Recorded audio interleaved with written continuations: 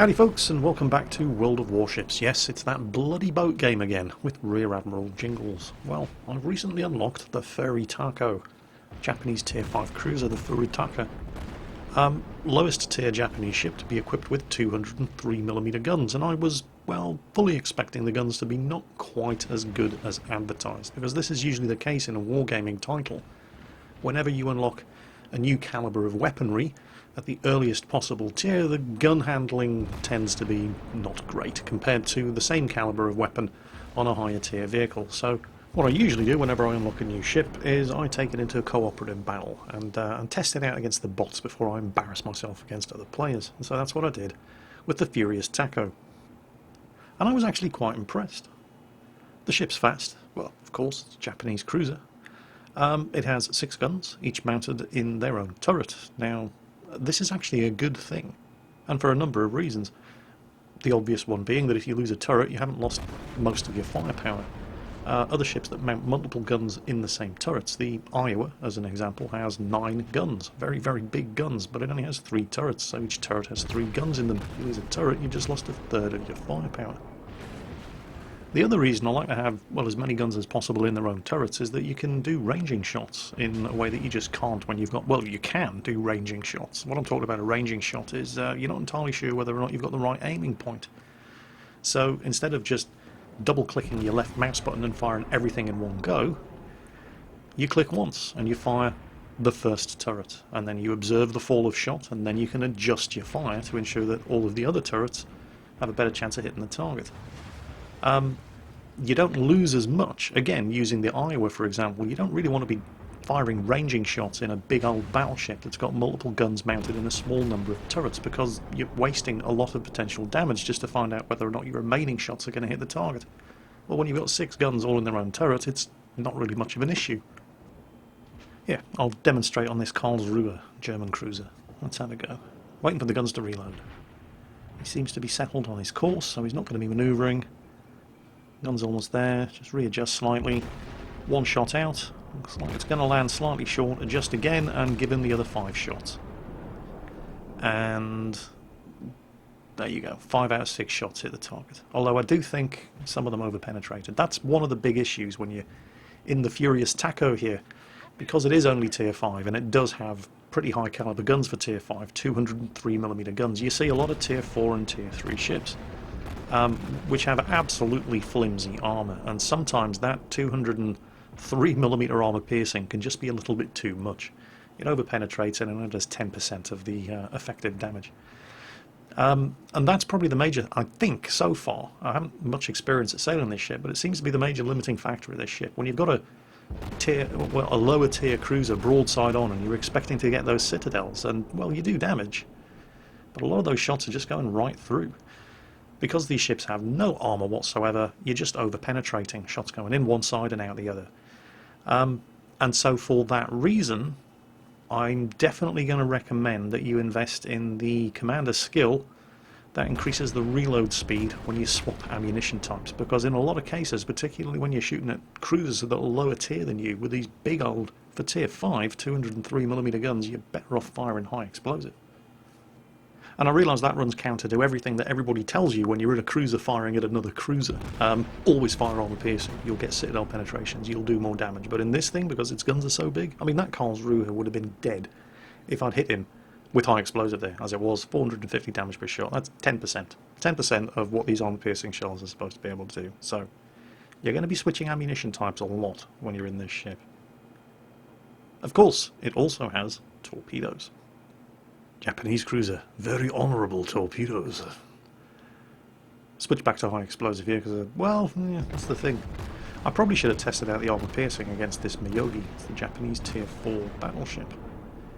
Because again, you know, it's 203mm and that's only a tier 4 ship, so perhaps I could have actually penetrated, maybe not his central armour belt, but the forward and aft sections of the ship. I could probably have penetrated with most of my shots with the armour piercing. So I kind of wasted a bit of an opportunity to get some testing done here, but, well, you know, the high explosive gets results. And the firing arc of the old Furioso Taccarella's torpedoes is actually really, really good. It's almost a bit of a downgrade when you get to tier 6 in the Auber, and I really, really do like the Auber. And yeah, he's in the turn, so none of those torpedoes are going to hit. But in the Auber, you can only really fire over the rear quarter of the ship, which is why when you see an Auber turning away for you at ranges of less than 10 kilometers, he's not running away, he's firing torpedoes at you. The Furutaka, on the other hand, oh my god, I called it by the correct name. What am I doing? Don't worry, I won't do it again. Yeah, very, very good firing arc on the torpedoes. None of those are going to hit, of course. What it has done, however, is forced him to turn away, which means he can't broadside me. So let's get some more of these guns firing. He's trying to bring his guns to bear again. He was original. Oh, and here they come. And yep, he's missed. The guns are still swinging around, so I'm going to get the maximum possible number of guns fired at him before I narrow the angle. I think actually he's going to be going for that battleship. Yes, he is. He's going for the battleship. Good. Fantastic. I do love it when nobody's firing at me. Particularly when I'm firing at them. Closing the range. Torpedoes are up again. I cannot fire the torpedoes yet, however. This was actually quite amusing. Can't fire the torpedoes yet. Far too great a risk of hitting that friendly battleship, so instead I keep up the fire with a high explosive.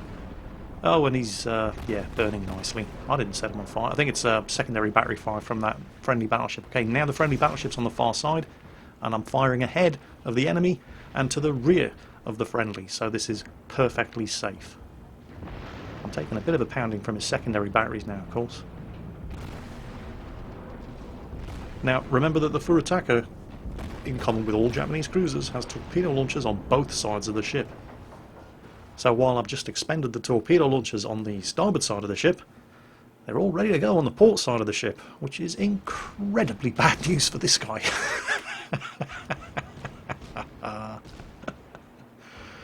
Yeah, I like that. I like that a lot. So, yeah, I was feeling quite proud of myself for that double torpedo kill. I mean, I realise it's just cooperative battle. I was taking the ship out for a test run after all. But still, double torpedo kills are always nice. And so I was feeling very, very proud of myself until I opened up a replay that had been sent in by Waldemar Kozlowski in the Japanese Tier 10 cruiser, the Zhao, where he basically just took a look at my double torpedo kill and said, ha, that's nothing. Proceeded to drop his pants and take a great big dump over my double torpedo kill from a very great height with this. Have a look at all those enemy aircraft going for that North Carolina up ahead. How much trouble is he in? Well, not as much as you'd expect. Friendly aircraft carrier's fighter cover has shot down all but 2 of the first wave of torpedo bombers. Waldemar has triggered, although he's not quite close enough, but he has triggered his defensive fire cooldown to give whatever support he can, and the superb manoeuvring from the North Carolina means that he's basically only been hit by 1 of those torpedoes, as well as the first dive bomber strike, but that was an all-out assault from the enemy aircraft carrier, and it did minimal damage, thanks to some fantastic sailing on behalf of the North Carolina, some excellent fighter cover from the friendly aircraft carrier, and arriving just in the nick of time in his Zhao-class cruiser, Waldemar here, who's having to slam the anchors on and do an emergency stop in order to not ram this North Carolina as he recovers from his defensive manoeuvres. Friendly Izumo, of course, paying no attention whatsoever to what's going on. Look at him, he's like a white van driver. He thinks he owns the road. And he's going to slam into Waldemar as well. He's just not paying the slightest bit of attention to anything other than those enemy ships up ahead. I'm terribly sorry. Was I in your way? I didn't realise it was your bloody ocean. Really winds me up. Anyway, we'll let this muppet go past. And then Waldemar's going to swing the ship around. And then we're going to have some fun with those 2 enemy battleships up ahead. 1 Tier 9, 1 Tier 8. The Izumo and the Amagi, both Japanese battleships. The Izumo's a funny old design though. It's a bit like the British Nelson-class battleships, of which there were 2, HMS Nelson and HMS Rodney. Very powerful 16-inch guns, but all of the guns, or certainly the main battery guns, were mounted in turrets forward of the superstructure of the ship. No main batteries located aft of the superstructure, so all the firepower's at the front of the ship. The only problem being, of course, that the turrets weren't all super-firing. Super-firing means that each turret is mounted as you go from the front to the rear. Each turret is mounted higher than the turret in front. The first 2 turrets were super-firing, but the third turret wasn't, so you couldn't fire all 3 turrets at a target that you were chasing. You still pretty much had to turn the ship broadside on if you wanted to get all 9 of the guns firing at a target. It's a funny old feature about the Nelson-class battleships, by the way. That third non-super firing turret was actually forbidden. It had certain firing limitations placed upon it during peacetime. If the guns were elevated to an angle of 40 degrees or more, and you were firing out over the side of the ship, that turret was not allowed to fire. And the reason that turret was not allowed to fire was because you would blow out all of the windows on the bridge, and you'd concuss everybody on the bridge. They tried putting armoured reinforced glass into the bridge windows. Didn't matter. They still got blown out as well. Doubtless the Izumo, if it had ever existed, would have suffered from exactly the same problems. But anyway, this isn't about the Izumo. This is about the Zao and Waldemar Kozlowski, who is absolutely no fear here whatsoever, charging in, guns blazing. This is basically the point where Waldemar says, "Alright, Jingles, you think you're pretty shit hot in your furious takeaway with your double torpedo kill? That was nothing. Nothing. What's this?" The Amagi's not even moving. It's just... there is no way this is going to miss. It's just impossible. 2 sets of torpedo launchers on the starboard side. And boom. Shots out. I don't think he even needed the second lot. No, he didn't. Complete overkill. And, oh, hello, Mr. Izumo. Where do you think you're going? What do you think of them apples, Jingles? I mean, he lost almost all of his health doing it, but I still say it was totally worth it. There was actually one other amusing moment in this replay. Do you remember that fantastic evasive steering from the friendly North Carolina at the beginning? There was another friendly North Carolina in this match. His evasive steering? Not so good. There he is. That's an enemy Zao on the other side of the island. He's about 10 kilometres away from us, which means he's about 7 kilometres well inside torpedo range from that North Carolina. Watch for the torpedoes. There they are. It's going to take just over 15 seconds for those torpedoes to reach that North Carolina from the point where they were first spotted in the water. 15 seconds is a long time in World of Warships. More than enough time for a battleship like a North Carolina, as we saw demonstrated at the beginning of this particular replay, to do something radical and interesting like slow down or turn. But apparently this guy didn't attend that class, and so, yeah, all of his health just gone. One day he'll be in a Montana, and he might be on your team. Good luck with that. Okay, pop quiz. Hands up, anybody who still thinks it's a good idea to go down the narrow channel between the 2 islands in the middle of the Two Brothers maps. Destroyer captains, put your hands down. Still? Really? Watch this and then let me know what you think. This is Harv 72B. Harv is in the Nicholas, the American Tier 5 destroyer. Very, very good little gunboat. But it's not so much about what Harv does during the course of this particular match on the Two Brothers map. It's more a case of what the enemy team does. Well, the enemy team and this very, very confused Farragut. That's the American Tier 6. Also a very, very good destroyer. Farragut is opening up on those enemy fighters with his anti-aircraft guns. So if he wasn't spotted by those aircraft in the first place, anything coming down that central channel definitely knows he's there now. So he speeds up and then drives straight into the channel mouth. So, yeah. He's now blocking Harv from firing any torpedoes, so he starts reversing. And that's when we see an enemy Cleveland, really? Down here? With this number of destroyers in play? Yep, I'm afraid so. Here he comes, he's spotted Harv, but he's missed, which is always good. The Farragut, unable to manoeuvre, does the only thing he can do. He drops his smoke, he fires all of his torpedoes. Now you might question the intelligence of the Cleveland driver for taking his ship down these narrows in the first place, but he's not a complete idiot.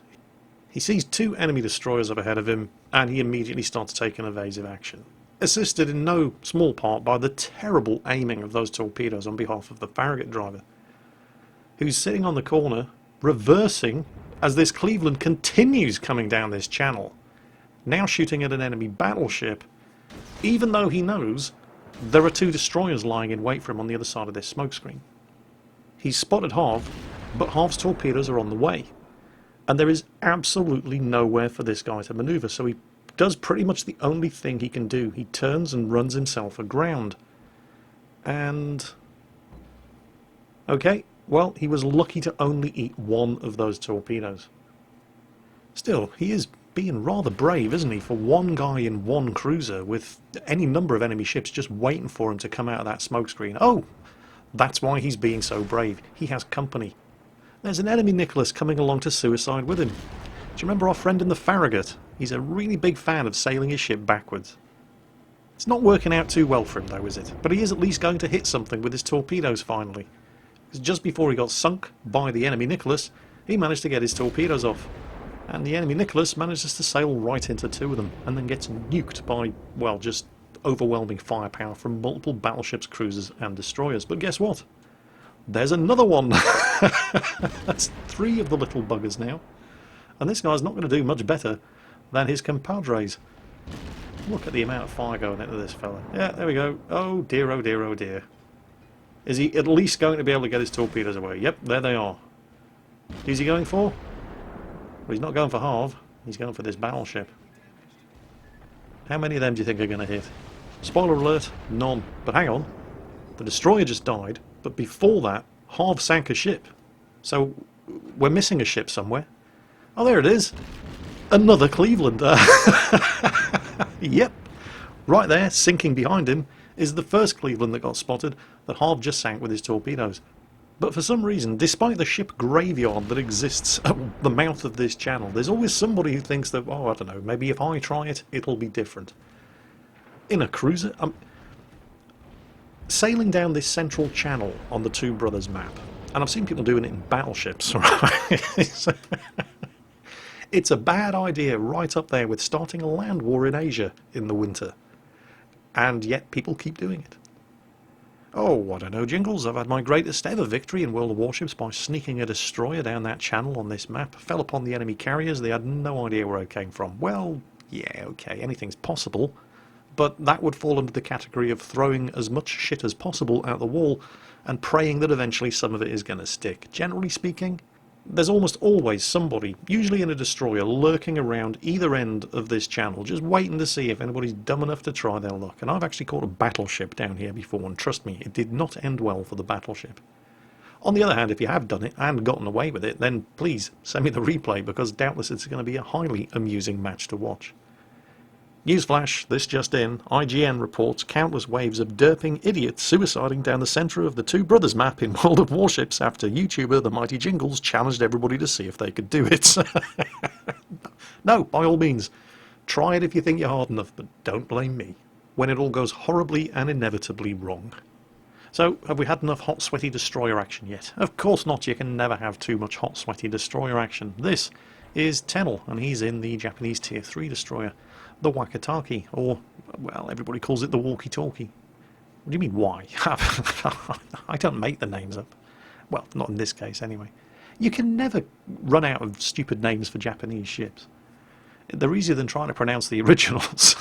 At least they are if you're me. So anyway, the walkie-talkie, sailed by Tennel in this encounter battle on the big race map.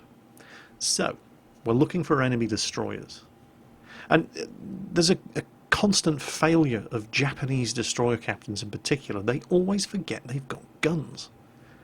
I mean, any second now, Tennel is about to be spotted, but he's got his guns pointed in the likely direction of enemy attack, and you'd assume that anything coming from that direction, like the enemy Wakataki who's about to pop up, would also have his guns pointed in this direction. There you go. You've been spotted. They know where you are anyway. If your guns are pointing in this direction, you lose nothing by firing them.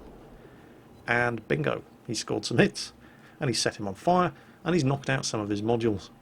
He is actually returning fire, which is highly unusual for a Japanese destroyer captain. Tennel slots some torpedoes down the gap there between those two islands. Enemy destroyer drops smoke. Tennel waiting to see if he can pick him up again and shoot him up again with the guns. Slows down.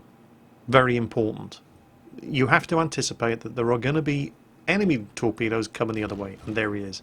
And he's being hotly pursued by a friendly Wix, which is the American Tier 3 equivalent.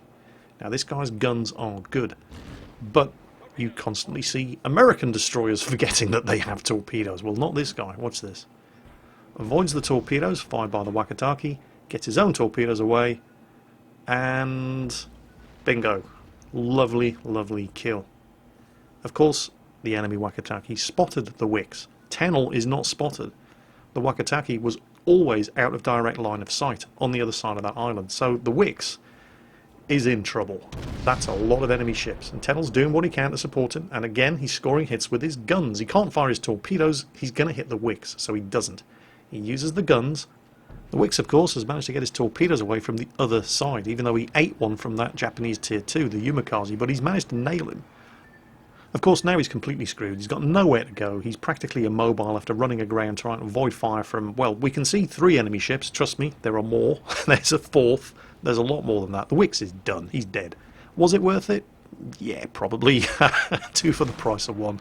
Tennell wants nothing to do with this. Far too many enemy ships down that end of the map. Mostly obscured on the other side of that smoke screen. So he launches his torpedoes and he floors it and gets the hell out of there. Which I don't think anybody can blame him. I mean, it really is the sensible thing to do. Let's wait for some backup. Remember, never underestimate the value of teamwork. It gives the enemy something else to shoot at. Particularly if what the enemy is shooting at has a lower stealth rating than you and is going to be spotted before you are. So let's get the hell out of here and let's wait for some backup. And backup is on the way. Those bad guys up there are all exchanging fire with a friendly cruiser. So while their attention's occupied by him, Tennell slows it down, turns it around. We've got a South Carolina and a St. Louis. Very, very risky bringing a battleship down this end of the map. I mean, just look at all of the concealment spots that are available down here for sneaky little destroyers like this. He's got his sights set on the St. Louis first, however. Okay, which way is the St. Louis going? You can tell by the way the torpedo aiming indicator turns, or not, whether or not your target is sailing in a straight line, and he isn't because you can see that the white mark is moving. So right now the St. Louis is turning. They've actually just nailed the cruiser that was occupying their attention, and the St. Louis is now turning in order to come around this island. So Tennell selects a narrow spread because it's a good range, and he's disappeared, he's no longer spotted, fires the torpedoes blind, and motors out of there.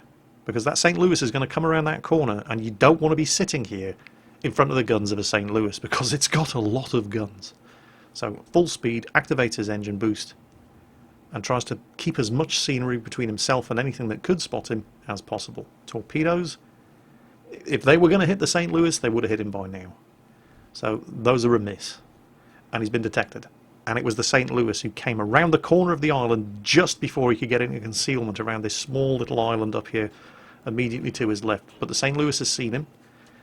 He's got to go for it. Well, he doesn't have to go for it. He could quite easily avoid and just disengage and get back into concealment, but he decides he's going to go for it. Now, you'd be surprised how much damage a St. Louis can do to a destroyer before you can put him down with torpedoes. Of course, in order to do that kind of damage, he has to turn broadside on. And when you turn broadside on, right next to an island and run yourself aground, there is no way you're going to survive this. Just none whatsoever. But look at the damage that he did to this Wakataki. And by the way, Tennell, use your damage control ability. You're on fire in 2 separate locations. There it is. Okay, right. Fine, alright. He remembered in time. Took some unnecessary damage by burning in 2 different locations before he hit that damage control ability, although understandably he was more keen to pop the smoke screen and attempt to avoid getting shot at. But there's a lot of fire still coming in there, I think from the South Carolina, but he's managed to get away. Perilously low health, but he has managed to get away, and the South Carolina was heading in that direction. Ah, crap, he's spotted again. Who was it? Who was it? Oh, probably that guy. But he pops the remaining torpedoes down in the direction of the enemy battleship, disengages, gets some solid cover between himself and any likely threat, and now he can start breathing again. Now, we did momentarily spot, and were spotted by, that guy over there. Enemy Yumikaze, who's given that friendly South Carolina serious problems, but you'll notice the gunfire coming in from just up ahead there on the right. That is an enemy St. Louis, who's also adding his firepower to the death and destruction raining down on that South Carolina. Too far away to do anything about the Yumikaze, but we can sort out this St. Louis. Slows it down. Watch this. This is textbook. This is almost like watching an American destroyer captain at work. At no point does he ever get spotted by this St. Louis. fires the torpedoes, speeds it up, keeps the island between himself and the enemy cruiser, doesn't give him any time to react. Those torpedoes would have been spotted far too late, and he just assassinates him. Absolutely flawless cruiser kill in a destroyer. So, who are you going to go for? Enemy battleship, 8 kilometers away, possible target. Probably a safer target than going for this St. Louis, even though the St. Louis is closer, but, well, he's been detected. He decides to commit to attacking the St. Louis. Pops some torpedoes in the water, but the St. Louis sees him, starts turning. None of those torpedoes are going to hit. His guns are pointing at the St. Louis, he's been detected, you lose nothing by shooting at him. Now he's got to turn straight on and run at this guy. If you're going to commit to attacking him, you've got to get in close and ensure that your second set of torpedoes do not miss. What the St. Louis should probably have done here, and it's easy to say this in retrospect, was turn away rather than turn in to Tennel.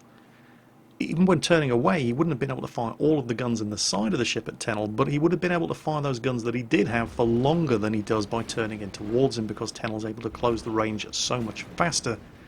And so it's yet another torpedo kill of a St. Louis that was practically on full health when he first spotted him. And there's the high caliber award as well, which is nice. 2 enemy ships left, a South Carolina and another Wakataki. Now they've got 4 kills between the 2 of them, so without any evidence to the contrary, you have to assume that they do know what they're doing and pay them the appropriate amount of respect, particularly when you have this much health. Who's he going to go for? South Carolina seems like the obvious choice. With a Japanese destroyer, you can get to within torpedo range of a battleship like the South Carolina. Fire your torpedoes without being detected. The only question is, are these 2 guys working together? Does that South Carolina, who by the way is doing exactly the right thing by staying in open water and not sailing into the middle of all these islands where sneaky little Japanese destroyers can torpedo him, but if the enemy destroyer is actually screening that South Carolina from attack by sneaky little Japanese destroyers like Tennel here, this could be a one-way trip. Is he spotting his own targets there? Oh, actually, there you go, torpedoes in the water. And they do look like they've just hit that South Carolina on the friendly team. Well, it turns out this Wakataki is actually a lot sneakier than we may have given him credit for. There he is. And he is actually doing exactly the right thing here. Tennel cannot sneak up on that South Carolina with that guy in that position. He's not just spotting for the enemy South Carolina and doing a really good job of it. He's also putting his torpedoes to work against the friendly South Carolina, and Tennel can now not get close enough to make a stealth kill on the enemy South Carolina with that guy where he is. So he starts shooting at him. Does give his position away, but it's a calculated risk, because the South Carolina would not have been looking this way. He wasn't spotted until he fired, and he's easily able to get into concealment behind this island. More importantly, into concealment behind this island, inside the cap circle. All 3 friendly ships, including this Kawachi, the Tier 3 battleship, are now inside the cap circle, but that South Carolina is not going to survive for much longer. So his contribution towards capping is constantly being reset and is about to be wiped because he's going to die. The Wakataki's spotting him, he can't see the Wakataki, and the enemy South Carolina is putting some good fire into him. The Wakataki's lighting him up as well with high explosive, and yeah, bingo, there he goes. Tennel, however, is still capping, and very wisely decides that that's how he's going to finish this match up. He's got no health. It's far too risky to go up against either of those 2 enemy ships in this situation. The friendly Kawachi, Tennel's actually announced his intention to cap in chat, and I don't know for sure whether or not this Kawachi decided to take one for the team. I suspect he probably did, and if that's the case, well done to him. It's exactly the right thing to do. He goes for it. He's going to occupy the attention of these 2 enemy ships to buy Tennel the time he needs to capture and win. The Kawachi, from this point on, ignores the South Carolina, and this is exactly the right thing to do. The South Carolina is not an insignificant threat, but the destroyer is the bigger threat. And he's not just the bigger threat to the battleship, which he is, but he's also the bigger threat to Tennel. If the Kawachi does not kill this destroyer, the destroyer is going to finish him with his torpedoes, and then he's going to come over here, he's going to spot Tennel, and it's only going to take 1 hit with high explosive to sink him and win the match for the enemy team. So he does exactly the right thing, and he basically sacrifices his ship in order to nail that guy. I can't sing the praises of this guy in the Kawachi highly enough. He did exactly the right thing. That's Johnny Tex in the Kawachi. Of course, he lost almost all of his health doing that, and now he's an easy kill for the South Carolina. Tennel doesn't dare fire. Remember, firing your guns in a destroyer, and the exact number varies from ship to ship, but generally speaking, you fire your guns in a destroyer, you extend the range at which you're going to be detected by 4 kilometers. Tennel's trigger finger is itching here. He wants to shoot at this South Carolina, but the amount of damage that he'd do to him with his guns is insignificant, and it would give his position away. He cannot help the Kawachi, but I suspect the Kawachi knew that he was sacrificing himself. I certainly hope so, because it wasn't in vain. The South Carolina is going to kill him. There's nothing Tennel can do about this. But the South Carolina then has to find Tennel. Now, he knows where he was, so he's probably going to be coming over here looking for him. Tennel, don't do it. Don't fire your guns. Resist the urge. Fight the temptation. There goes the Kawachi. Kawachi, Johnny Tex in the Kawachi. Well played. You did the right thing. Our team depends upon you. Do you hear that, Tennel? The team now depends on you, so don't do anything stupid. And he hasn't really done anything stupid so far. He's done a couple of risky things, but nothing stupid. And, oh look, the South Carolina's now sailed inside torpedo range. I mean, there's no chance these things are going to hit. The South Carolina is clearly not an idiot. I mean, he's on 3 kills here. You have to treat him with a bit of respect. And Tennel's last known position will be on the map, for anybody paying attention to the map to see. So he inches forward, gets out of line of sight, not too far forward. He doesn't want to go out of the cap circle. He's almost won by capping. But then curiosity gets the better of him, and he starts backing out very, very slowly so he can see the South Carolina again. What is it about battleship drivers and sailing in straight lines when there are destroyers around? I mean, seriously. I just don't understand. Oh, really? South Carolina? Seriously? And you were doing so well up to this point. What a finish. Anyway, that's it for today, folks. In fact, that's it for this week. I'll see you on Monday for Mingles with Jingles, assuming, you watch Mingles with Jingles. In the meantime, I'm off to the movies. I'm going to go and see Star Wars The Force Awakens. And I have pretty low expectations for Star Wars movies after George Lucas's prequels. In order to make me happy, it just has to do one thing. Don't be shit. That's it. That's all.